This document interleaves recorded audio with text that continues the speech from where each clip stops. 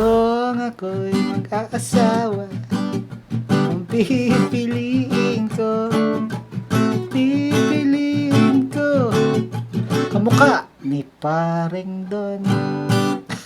Isa na namang reggae strumming lesson ang aking ituturo sa inyo. Mabilis lang, 2 chords lang.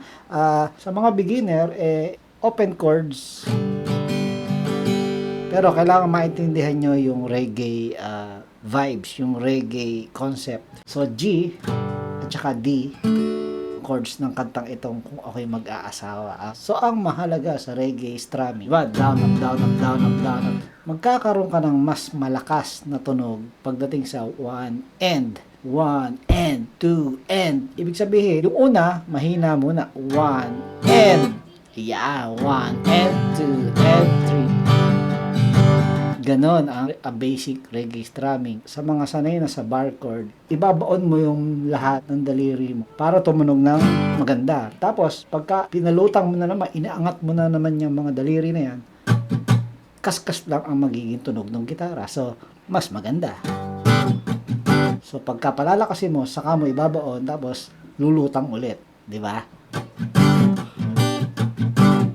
So, G, 1, 2, and 3, and 4, and 5, and 6, and 7. Pagdating ng 7, mag-D ka.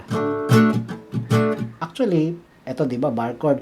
Maganda rin yung D7, katipa. Either D or D7. Piliin ko. Tapos biglang ka ganon. So again, 1, and 2, and 3, and 4, and 5, and 6, and 7, and 1, and 2, and 3, and 4, and 5, and 6. Yun. After ng 5, and pak!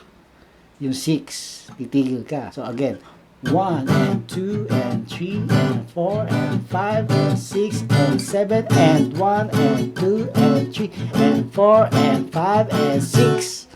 Ganon. So, nagdoble yung so, and 6. Yung 6, nilagyan natin. Anak. Ayan. Diba? And 6. Anak. La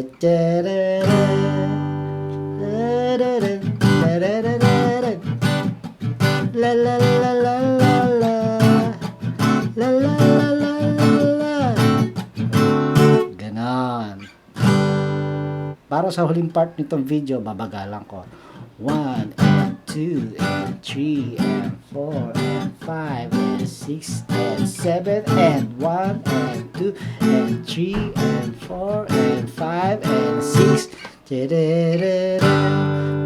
Diba? So yun, Paring Don here. Bye-bye, Atir.